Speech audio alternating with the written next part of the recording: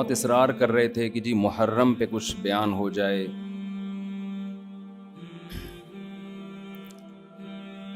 محرم میں دو طرح کے موضوعات ہوتے ہیں. ایک تو کربلا کے موضوع کو بیان کیا جاتا ہے، اس پر میں ایک دفعہ بیان چند سال پہلے کر چکا ہوں کہ اس میں معتدل رائے کیا ہے. کبھی موقع ملا تو دوبارہ بیان کر دیں گے انشاءاللہ کہ اس سے ہمیں اسباق کیا ملتے ہیں، اس میں صحیح بات کیا ہے، واقعے کا صحیح پہلو کیا ہے. اس میں افراط و تفرید بہت ہے، مبالغہ آرائیاں بہت ہیں. سیدنا حسین ابن علی رضی اللہ تعالی عنہ کو کربلا میں شہید کیا گیا، یہ بہت بڑا ظلم ہے، اس میں دو رائے نہیں ہو سکتی. اور بڑی بات یہ کہ حکومت کی سرپرستی میں یہ کام ہوا ہے، اس لیے یہ بڑا ظلم ہے. جو اسلامی حکومت تھی، جو خلافت کی دعوے دار تھی، شاید اسلامی تاریخ میں اس سے بدترین واقعہ ہمیں نہیں ملتا. لیکن یہ ایک واقعہ ہے، محرم کا اس سے براہ راست کوئی تعلق نہیں ہے. واقعات تو کسی نہ کسی مہینے میں ہوتے ہیں، کسی نہ کسی تاریخ کو ہوتے ہیں، تو ان واقعات سے عبرت حاصل کرنی چاہیے، نہ کہ ان تاریخوں کو پکڑ کے ہم بیٹھ جائیں. چونکہ اس تاریخ کو یہ ہوا تھا تو ہم نے یہ کرنا ہے، اس ڈیٹ کو یہ ہوا تھا تو ہم نے یہ کرنا ہے. ہمیں کسی قیمت بھی اسلام کا دامن ہاتھ سے نہیں چھوڑنا. حضرت حسین رضی اللہ تعالی عنہ جو کربلا میں نکلے تو محرم ہونے کی وجہ سے تھوڑی نکلے تھے، تو سیاسی حالات کو درست کرنے کی نیت سے نکلے. وہ محرم ہوتا تو بھی جاتے، سفر ہوتا تو بھی جاتے، ربیع الاول ہوتا تو بھی جاتے، رمضان ہوتا تو بھی جاتے. اس کا محرم سے کیا تعلق ہے؟ جس چیز کو آپ نے حق پہ سمجھا اس کے لیے آپ نے خروج کیا، اس کے لیے اپنی گردن کٹا دی. غیرت کی شہادت کو ذلت کی زندگی پر ترجیح دی، پورا خاندان کٹوا دیا مگر غیرت پر سودا نہیں کیا. تو اگر یہ سفر میں آپ کو موقع ملتا تو آپ سفر میں نکلتے، ربیع الاول میں موقع ملتا تو ربیع الاول میں نکلتے، رمضان میں ملتا تو رمضان میں نکلتے. ہمیں کیا کرنا ہے؟ چاہے محرم ہو، چاہے سفر ہو، چاہے ربیع الاول ہو، چاہے ربیع الثانی ہو، جمادی الاولی، جمادی الثانیہ، رجب، شعبان، رمضان، ہمیں حکم یہ ہے کہ شریعت نے ہمیں جو حکم دیا ہم اس سے تجاوز نہ کریں. تو بہن بھائی فرقے بنتے چلے جائیں گے، محرم میں جو کچھ ہو رہا ہے یہ لوگ کریں گے. نبی نے فرمایا 73 فرقوں میں امت تقسیم ہوگی. میں نے اور آپ نے وہ کام کرنا ہے جو قرآن میں ہے، حدیث میں ہے، اور اس پر کس کا عمل ہے؟ صحابہ کا. اور یہ جو چاروں ائمہ ہے نا، انہوں نے انہی کو فالو کیا ہے، صحابہ کو. اس لیے امت کہتی ہے چاروں ائمہ کا جس مسئلے پر اتفاق ہو اس سے شذوذ اور خروج اختیار کرنا جائز نہیں ہے، کیونکہ یہ اس کی ظاہری ایک علامت ہے کہ حق اس میں منحصر ہے. اتنے بڑے بڑے ائمہ کیسے غلطی ایک سے ہوتی ہے، دو سے ہوتی ہے؟ چاروں متفق کیسے ہو گئے؟ اور اگر آپ نہیں مانتے تو اتنی بات تو مانتے ہو نا، نبی اور صحابہ یہ تو منصوص ہے نا. تو مجھے بتاؤ محرم صحابہ کی زندگی میں آیا تھا کہ نہیں آیا تھا؟ اہل بیت کی زندگی میں آیا تھا نہیں آیا تھا؟ کوئی ایک صحیح روایت ہمیں ملتی ہے کہ اہل بیت نے وہ کچھ کیا جو آج ہم کر رہے ہیں؟ کیا حضرت حسین ابن علی رضی اللہ عنہ سید الشہداء، کیا انہوں نے ماتم کی ترغیب دی ہے یا ان کے اولادوں نے ماتم کی ترغیب دی ہو؟ غم منانا، غموں میں رونا پیٹنا، ماتم کرنا، اسلام صبر کی تلقین دیتا ہے. اہل بیت کا حکم بھی کیا تھا؟ صبر. واویلا کرنا، رونا پیٹنا، چیخنا چلانا یہ اسلام کا حکم نہیں ہے. بعض لوگ استدلال کرتے ہیں کہ فلاں موقع پہ نبی صلی اللہ علیہ وسلم روئے، فلاں موقع پہ فلاں صحابی روئے. غم کے موقع پہ روئے ہیں، غم کا موقع گزرنے کے بعد اس تاریخ آنے پر روئے، ایسا ہمیں تذکرہ بولو نہیں ملتا. غم کے موقع پہ رونا تو انسان کی نیچر ہے، فطرت ہے، اس میں بھی چیخنے کی اجازت نہیں ہے، ماتم کی اجازت نہیں ہے. این جب صدمہ پہنچے اس وقت آپ کو ماتم کی اجازت نہیں، نبی نے لعنت فرمائی ہے. تو صدمہ گزرنے کے 1 سال بعد اس تاریخ کو آنے پر کہاں سے اجازت ہو گئی؟ میں تشدد کا قائل نہیں ہوں. میرا مقصد یہ نہیں ہے کہ آپ جو لوگ یہ کر رہے ہیں ان کو جا جا کے چھیڑیں، تنگ کریں. ہمارا ملک فرقواریت اور لسانی اور فرقہ وارانہ جھگڑوں کا متحمل نہیں ہے. مار دھاڑ اور نفرت والی تقریریں کرنا نہیں ہے. میرا مقصد تو اہل سنت والجماعت کو یہ بتانا ہے کہ آپ ایک فیصلہ کرو، آپ ادھر ہو یا ادھر ہو. آپ کے اصول کچھ اور ہیں، ان کے اصول کچھ اور ہیں. ان کو ان کے اصولوں پہ چلنے دیں.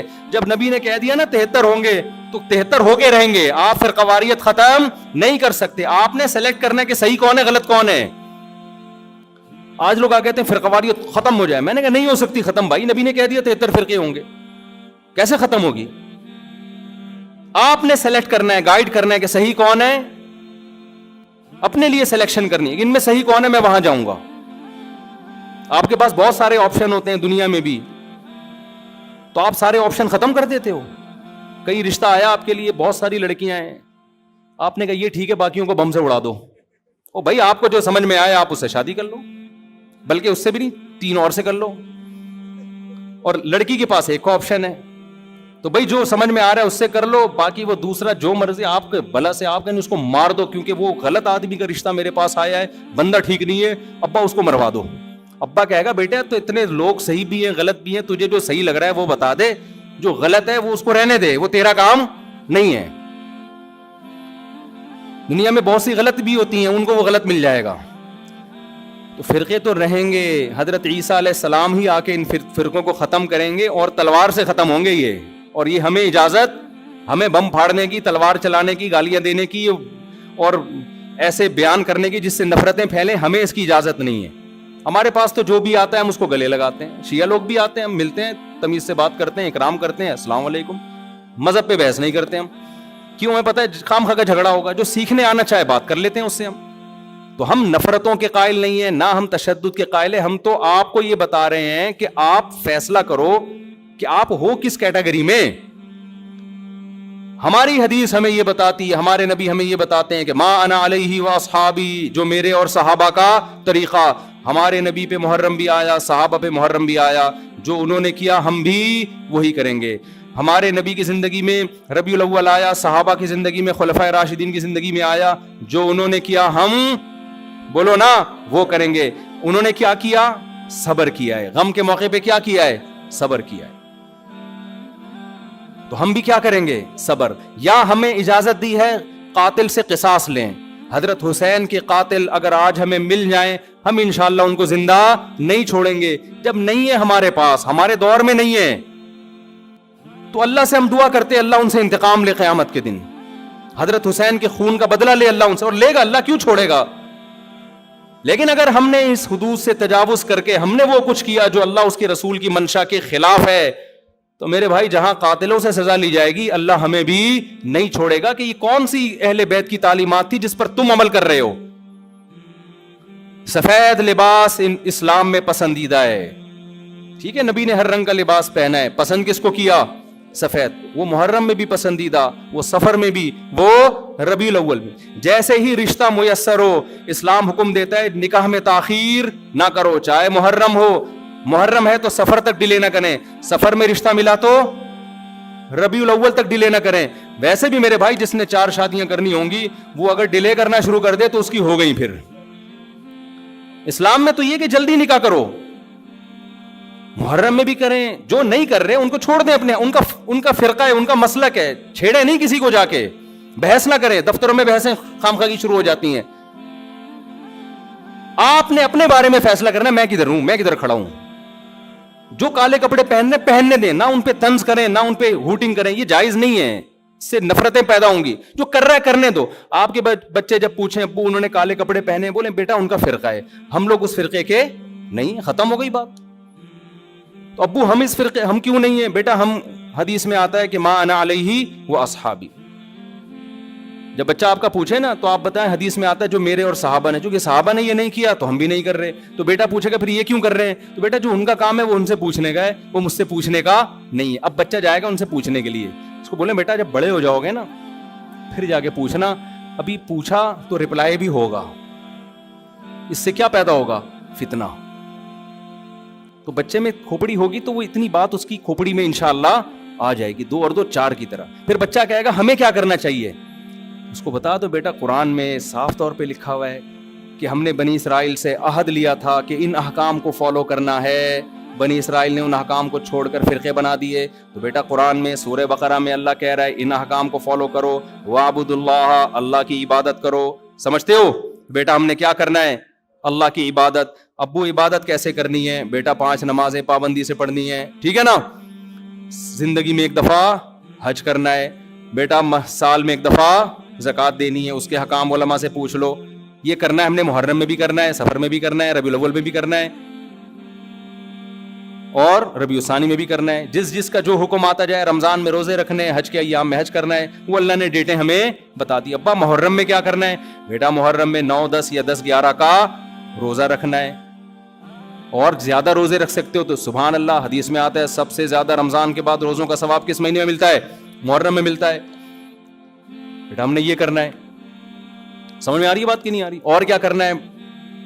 اور اس سے بولو قرآن میں اللہ کہتا ہے وَلَا تُشْرِكُوا بِهِ شَيْئًا, اللہ کی عبادت کرنی ہے, اس کے ساتھ کسی کو شریک نہیں. پکارنا نہیں ہے صرف یا اللہ مدد, نہ یا علی مدد, نہ یا غوث اعظم مدد, نہ یا رسول اللہ مدد. یہ سارے نعرے بیٹا ہم لوگوں کے بولو نہیں. اچھا ابو فلاں نے فلاں کتاب میں لکھا ہے کہ یا رسول اللہ مدد تو دائرے اسلام سے خارج ہے. بیٹا کون دائرے میں داخل ہے کون خارج ہے یہ تیرا ہیڈ ایک, کیونکہ بچے نے اس کو لے کے پھر وہ فتوے دینا شروع. بیٹا اس کو چھوڑ دے اپنے حال پہ. میں جو تو نے کرنے کے کام ہے وہ میں تجھے بتا رہا ہوں. وہی ہے نا, ایک آدمی رات کو تہجد میں اٹھ کے دعا مانگ رہا تھا, اے اللہ سارے لوگ سو رہے ہیں میں اکیلا جاگا ہوا ہوں, اس عمل کی لاج رکھ لے. سارے لوگ خراٹے لے رہے ہیں میں اکیلا. لوگوں نے کہا بھائی تو اپنی باتیں بتا, ہماری برائیاں کیوں کر رہا ہے اللہ کے سامنے؟ ایک آدمی نے کمبل نکال کے بولا بھائی تو اپنا بتا نا, ہماری برائیاں ہمیں کیوں ساتھ میں گھسیٹ رہا ہے, یہ لوگ سو رہے ہیں. تو بیٹا یہ آپ کے کرنے کا کام ہے. باقی آپ کسی بھی فتوے کون یا رسول اللہ کہہ رہے, کون کس کا کیا مطلب ہے, چھوڑو اس بحث کو. اس میں پھر بڑی طویل بحثیں ہیں, یہ ایسے دلدل میں پھنسو گے نکلنے کے قابل نہیں رہو گے. اچھا ابو اور کیا کرنا ہے میں نے؟ تو ان کو بتاؤ وَاعْبُدُوا اللَّهَ وَلَا تُشْرِكُوا بِهِ شَيْئًا وَبِالْوَالِدَيْنِ احسانا. بیٹا ماں باپ کے ساتھ کیا کرنا ہے؟ احسان. کیسے احسان کرنا ہے؟ اللہ کہتے ہیں لا تقل لهما اف, ماں باپ کے سامنے اف بھی نہیں کہنا. ان کے قدموں میں جنت تلاش کرنی ہے, محبت سے ان کی پیشانی پر دیکھنے سے حج عمرے کا ثواب ملے گا. سب سے بڑا حق اللہ رسول کے بعد کس کا ہے؟ والدین کا. ابا اور کیا کرنا ہے میں نے؟ وَبِالْوَالِدَيْنِ إِحْسَانًا وَبِذِي الْقُرْبَى, بیٹا جو رشتہ جتنا قریب ہے اس سے بنا کے رکھنی ہے. ماں باپ کے بعد سب سے قریبی رشتہ بھائی بہنوں کا ہے, ان سے توڑنے نہیں دیکھنا. چاہے محرم ہو چاہے سفر میں ہو, کوئی روٹھا ہوا ہے تو اس کو جا کے کیا کر لو, راضی کر لو. ان پہ خرچ کرو, ہدیے دو, ان کو نذرانے دو, تاکہ یہ جڑیں. جو رشتہ داری توڑتا ہے وہ محرم میں جو مرضی کر لے, حدیث میں آتا ہے وہ جنت میں نہیں جائے گا, چاہے وہ ربیع الاول میں جو مرضی کر لے.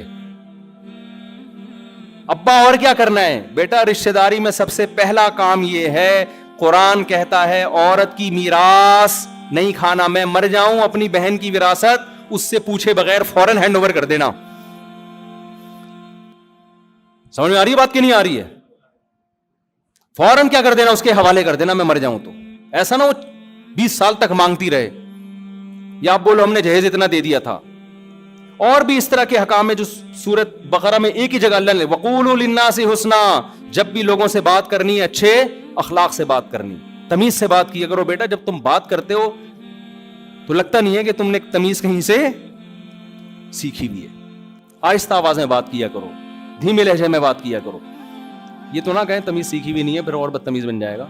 تو وَقُولُوا لِلنَّاسِ حُسْنًا وَأَقِیمُوا الصَّلَاةَ, نمازوں کو پابندی سے قائم کرو. یہ ہمارا اسلام ہے جو محرم میں بھی ہے, سفر میں بھی ہے, ربیع الاول میں بھی ہے.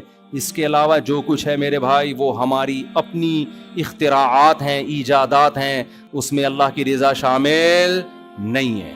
اللہ تعالی ہمیں سمجھنے کی, عمل کی توفیق عطا فرمائے.